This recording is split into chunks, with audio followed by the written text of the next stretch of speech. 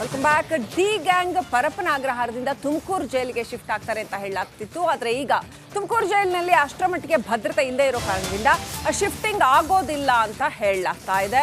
ತುಮಕೂರು ಜೈಲಿಗೆ ಶಿಫ್ಟ್ ಮಾಡ್ತಾರೆ ಅನ್ನೋ ಅಂತ ಸುದ್ದಿ ಇತ್ತು. ಈಗ ತುಮಕೂರು ಜೈಲಿಗೆ ಶಿಫ್ಟ್ ಮಾಡಲ್ಲ ಅಂತ ಹೇಳಲಾಗ್ತಾ ಇದೆ. ಯಾಕಂತಂದ್ರೆ ಪರಪ್ಪನ ಅಗ್ರಹಾರದಲ್ಲಿ ಇರೋಷ್ಟು, ಇದು ಸೆಂಟ್ರಲ್ ಜೈಲು, ಇದರಲ್ಲಿ ಇರೋಷ್ಟು ಭದ್ರತೆ ಇಲ್ಲ ಅಂತ ಹೇಳಲಾಗ್ತಾ ಇದೆ.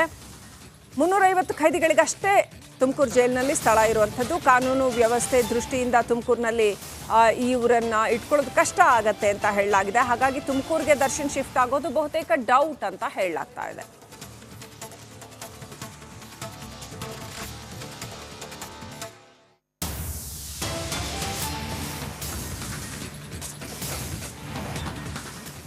ಒಂದ್ ಕಡೆ ಜೈಲಿನಲ್ಲಿ ಸಾರಥಿ ವಿಲ ವಿಲ ಅಂತ ಇದ್ರೆ, ಊಟ ತಿಂಡಿ ಸರಿ ಆಗದೆ, ನಿದ್ದೆ ಇದು ಏನು ಇಲ್ಲದೆ ಒದ್ದಾಡ್ತಾ ಇದ್ರೆ, ಅವರ ಅಭಿಮಾನಿಯೊಬ್ಬರು ಅವ್ರಿಗೋಸ್ಕರ ಪೂಜೆ ಸಲ್ಲಿಸಿದ್ದಾರೆ. ಇವತ್ತು ಅವರ ಫೋಟೋ ತಗೊಂಡೋಗಿ ಪೂಜೆ, ಚಾಮುಂಡಿ ಬೆಟ್ಟಕ್ಕೆ ದರ್ಶನ್ ಫೋಟೋ ತಗೊಂಡೋಗಿ ಪೂಜೆ ಸಲ್ಲಿಸಿದ್ದಾರೆ. ಮೊದಲ ಆಷಾಢ ಶುಕ್ರವಾರ ಇರೋ ಹಿನ್ನೆಲೆಯಲ್ಲಿ ದರ್ಶನ್ಗೆ ಒಳ್ಳೇದಾಗ್ಲಿ ಅಂತ ಪೂಜೆ ಸಲ್ಲಿಸಿದ್ದಾರೆ. ಅವರು ಬಿಡುಗಡೆ ಆಗಿ ಬರಲಿ ಅಂತ ದರ್ಶನ್ ಭಾವಚಿತ್ರ ಹಿಡಿದು ಚಾಮುಂಡಿ ತಾಯಿಯ ದರ್ಶನ ಮಾಡಿದ್ದಾರೆ. ದೇವಸ್ಥಾನದೊಳಗೆ ಫೋಟೋಗಳನ್ನ ತಗೊಂಡು ಹೋಗೋದಕ್ಕೆ ಅಲ್ಲಿ ತಡೆ ಒಡ್ಡಿದ್ದಾರೆ. ಪೊಲೀಸರ ಜೊತೆ ವಾಗ್ವಾದಕ್ಕೆ ಇಳಿದಿದ್ದಾರೆ ದರ್ಶನ್ ಅಭಿಮಾನಿ.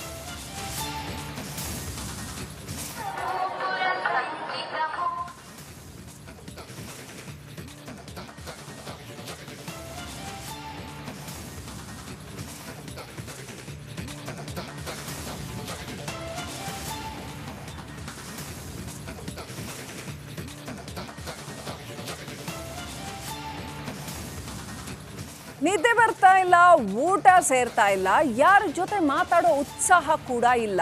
ಹೀಗಿರುವಾಗ ಜೈಲಲ್ಲಿ ಒಂದು ಇಂಟ್ರೆಸ್ಟಿಂಗ್ ಡೆವಲಪ್ಮೆಂಟ್ ನಡೆದಿದೆ. ಪ್ರಜ್ವಲ್ ರೇವಣ್ಣ ಹಾಗೂ ದರ್ಶನ್ ಭೇಟಿಯಾಗಿದ್ದಾರೆ ಅಂತ ಹೇಳಲಾಗಿದೆ.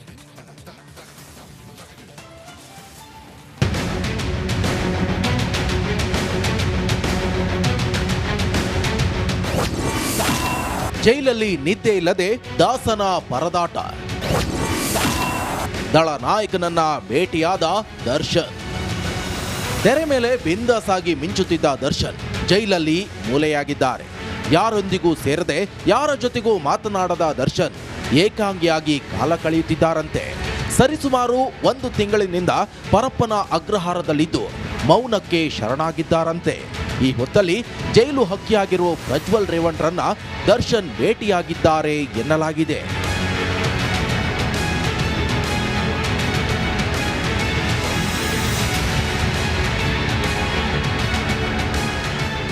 ಜೈಲಲ್ಲಿ ಸರಿಯಾದ ಊಟ ಸಿಗದೆ, ನಿದ್ದೆ ಇಲ್ಲದೆ ಒದ್ದಾಡ್ತಿರುವ ದರ್ಶನ್ ಅವರ ದೇಹದ ತೂಕ ಕೂಡ ಕಡಿಮೆಯಾಗಿದೆ.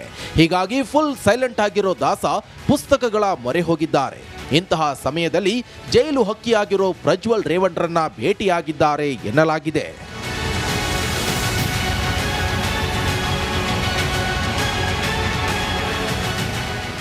ಲೈಂಗಿಕ ದೌರ್ಜನ್ಯವೆಸಗಿರುವ ಆರೋಪದಡಿ ಮಾಜಿ ಸಂಸದ ಪ್ರಜ್ವಲ್ ರೇವಣ್ಣ ಕೂಡ ಇದೇ ಜೈಲಿನಲ್ಲಿದ್ದು, ಪ್ರಜ್ವಲ್ ರೇವಣ್ಣ ದರ್ಶನ್ ಆಕಸ್ಮಿಕವಾಗಿ ಭೇಟಿಯಾಗಿದ್ದಾರೆ ಎನ್ನಲಾಗಿದೆ.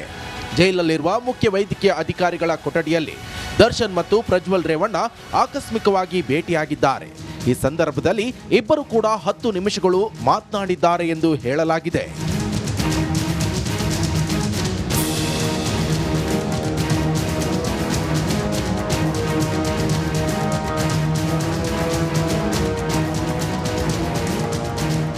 ಆಕಸ್ಮಿಕವೋ ಕಾಕತಾಳೀಯವೋ ಒಂದೇ ಜೈಲಲ್ಲಿರುವ ದರ್ಶನ್ ಹಾಗೂ ಪ್ರಜ್ವಲ್ ರೇವಣ್ಣ ಭೇಟಿಯಾಗಿ ಮಾತನಾಡಿದ್ದಾರೆ ಎನ್ನಲಾಗಿದೆ. ಹಾಗಾದರೆ ಅವರಿಬ್ಬರ ನಡುವೆ ಮಾತಿನ ವಿಚಾರ ಯಾವುದು, ಏನೆಲ್ಲ ಚರ್ಚೆ ನಡೆಸಿದ್ರು ಅನ್ನೋದು ಕುತೂಹಲವಾಗಿದೆ. Bureau report, Republic Kannada.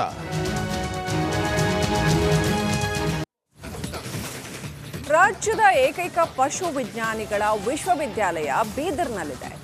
ಕೋಟಿ ರೂಪಾಯಿ ಖರ್ಚು ಮಾಡಿ ಸರ್ಕಾರ ನಿರ್ಮಿಸಿದ ಕುಲಪತಿಯವರ ವಸತಿ ನಿಲಯ ಈಗ ಅನೈತಿಕ ಚಟುವಟಿಕೆಗಳ ತಾಣವಾಗಿ ಬದಲಾಗಿದೆ. ಈ ಬಗ್ಗೆ ಒಂದು ರಿಪೋರ್ಟ್ ಹೇಳಿದೆ. ಬೀದರ್ ಜಿಲ್ಲೆಯಾದ್ಯಂತ 800ಕ್ಕೂ ಅಧಿಕ ಗ್ರಾಮಗಳಲ್ಲಿ, ಎಷ್ಟೋ ಊರುಗಳಲ್ಲಿ ಸರ್ಕಾರಿ ಬಿಲ್ಡಿಂಗ್ ಕರೆಕ್ಟ್ ಇಲ್ಲ, ಟಾಯ್ಲೆಟ್ ರೂಮ್ ಇಲ್ಲ. ಆದ್ರೆ ನಿಜಕ್ಕೂ ಇವತ್ತು ರಾಜ್ಯದ ಪಶುಸಂಗೋಪನೆ ಸಚಿವರ ಸ್ಟೋರಿ ನೋಡಲೇಬೇಕು. ಏನು ರಾಜ್ಯದ ಏಕೈಕ ಪಶು ಮತ್ತು ಮೀನುಗಾರಿಕೆ ವಿಜ್ಞಾನಿಗಳ ವಿಶ್ವವಿದ್ಯಾಲಯದ VC ಇರ್ತಾರೆ. ಆ VCಗೋಸ್ಕರ ಅವ್ರದ್ದೇನು ವಸತಿ ನಿಲಯ ಅದ ನೋಡ್ಬೋದು ನೀವು, ಭವ್ಯವಾದ ವಸತಿ ನಿಲಯ. ಕಳೆದ 4-5 ವರ್ಷ ಇತ್ತು ತಯಾರಾಗಿ ಬಿಲ್ಡಿಂಗು. ಅದ್ರ ಒಂದೇ ಒಂದಿನ ಒಬ್ಬರು ಬಿ ವಿ ಸಿ ಈ ಬಿಲ್ಡಿಂಗಲ್ಲಿ ಉಳಿದಿಲ್ಲ. ಒಳಗಡೆ ಏನದಂದ್ರೆ ಬೆಲೆ ಬಾಳುವ ಎ ಸಿ ಇರ್ಬೋದು, ಸೋಫಾ ಇರ್ಬೋದು, ಫರ್ನಿಚರ್ ಇರ್ಬೋದು, ಪ್ರತಿ ಒಂದು ಏನದಂದ್ರೆ ಮಾಡಿ ಗೊತ್ತು ಭವ್ಯವಾದ ಬಿಲ್ಡಿಂಗ್ ಏನದಂದ್ರೆ ರೆಡಿ ಮಾಡಿದಾರೆ. ನೋಡ್ಬೋದು ನೀವು, ಡೂಬ್ಲೆಸ್ ಬಿಲ್ಡಿಂಗು, 2 ಅಂತಸ್ತಿನ ಬಿಲ್ಡಿಂಗು, ಕೋಟಿ ರೂಪಾಯಿ ಖರ್ಚು ಮಾಡಿ ಬಿಲ್ಡಿಂಗ್ ನಿರ್ಮಾಣ ಮಾಡಿದ್ದಾರೆ. ಅದ್ರ ಒಂದೇ ಒಂದಿನ ವಿ ಸಿ ಏನಂದ್ರೆ ಇಲ್ಲಿ ಉಳಿದಿಲ್ಲ. ರಾಜ್ಯದ ಏಕೈಕ ಪಶು ವಿಶ್ವವಿದ್ಯಾಲಯ ಅಂತ ಹೇಳ್ಬೋದು.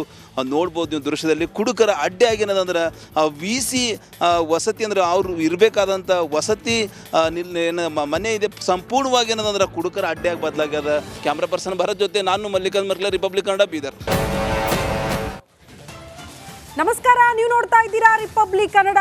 ನಾನು ಶ್ರುತಿ. ವಾಲ್ಮೀಕಿ ನಿಗಮದಲ್ಲಿ ಆಗಿರುವ 187 ಕೋಟಿ ಅಕ್ರಮ ಹಣ ವರ್ಗಾವಣೆ ವಿಚಾರಕ್ಕೆ ಸಂಬಂಧಪಟ್ಟಂತೆ ದೇವನಿಂದಲೂ ಕೂಡ ನಿರಂತರವಾಗಿ ರಿಪಬ್ಲಿಕ್ ಕನ್ನಡ ವರದಿ ಮಾಡ್ತಾ ಈ ಕುರಿತ ಎಕ್ಸ್ಕ್ಲೂಸಿವ್ ಮಾಹಿತಿಯನ್ನು ನಿಮ್ಮ ತನಕ ತಲುಪಿಸುವ ಪ್ರಯತ್ನ ಮಾಡಿದ್ದೀವಿ. ಅದರ ಫಲವಾಗಿ ಇಡಿ ಎಂಟ್ರಿ ಆಗಿದೆ. ಇಡಿ ಎಂಟ್ರಿ ಆದ ಬಳಿಕ ಈ ಪ್ರಕರಣದಲ್ಲಿ ಏನೆಲ್ಲ ಬೆಳವಣಿಗೆ ಆಗ್ತಾ ಇದೆ ಅನ್ನೋದ್ರ ಬಗ್ಗೆ ಇಂಚಿಂಚು ಮಾಹಿತಿಯನ್ನ ರಿಪಬ್ಲಿಕ್ ಕನ್ನಡ ನಿಮ್ಮ ಮುಂದೆ ಇಡ್ತಾ ಇದೆ.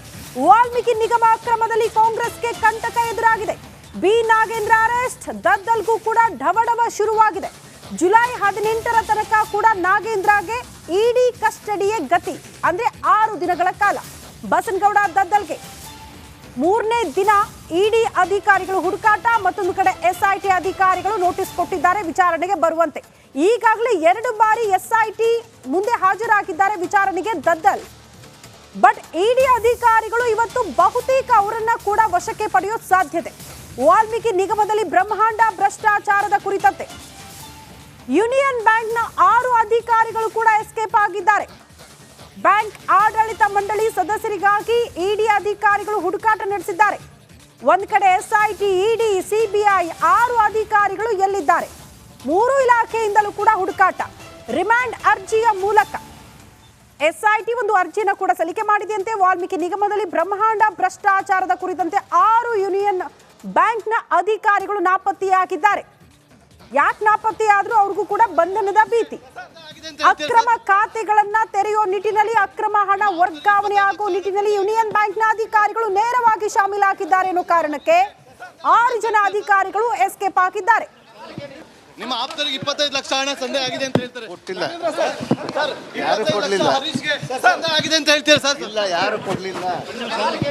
ನಿಮ್ಮ ಆಪ್ತರಿಗೆ 25 ಲಕ್ಷ ಹಣ ಸಂದೇಹ ಆಗಿದೆ ಅಂತ ಹೇಳ್ತಾರೆ. ಕೊಟ್ಟಿಲ್ಲ ಸರ್, ಯಾರು ಕೊಡ್ಲಿಲ್ಲ. ಸಂದೇಹ ಆಗಿದೆ ಅಂತ ಹೇಳ್ತೀರಾ ಸರ್? ಇಲ್ಲ, ಯಾರು ಕೊಡ್ಲಿಲ್ಲ. ನಿಮ್ಮ ಆಪ್ತರಿಗೆ 25 ಲಕ್ಷ ಹಣ ಸಂದೇಹ ಆಗಿದೆ ಅಂತ ಹೇಳ್ತಾರೆ. ಕೊಟ್ಟಿಲ್ಲ ಸರ್, ಯಾರು ಕೊಡ್ಲಿಲ್ಲ. ಸಂದೇಹ ಆಗಿದೆ ಅಂತ ಹೇಳ್ತೀರಾ ಸರ್? ಇಲ್ಲ, ಯಾರು ಕೊಡ್ಲಿಲ್ಲ. ನಿಮ್ಮ ಆಪ್ತರಿಗೆ 25 ಲಕ್ಷ ಹಣ ಸಂದೇಹ ಆಗಿದೆ ಅಂತ ಹೇಳ್ತಾರೆ. ಕೊಟ್ಟಿಲ್ಲ ಸರ್, ಯಾರು ಕೊಡ್ಲಿಲ್ಲ. ಸಂದೇಹ ಆಗಿದೆ ಅಂತ ಹೇಳ್ತೀರಾ ಸರ್? ಇಲ್ಲ, ಯಾರು ಕೊಡ್ಲಿಲ್ಲ. ನಿಮ್ಮ ಆಪ್ತರಿಗೆ 25 ಲಕ್ಷ ಹಣ ಸಂದೇಹ ಆಗಿದೆ ಅಂತ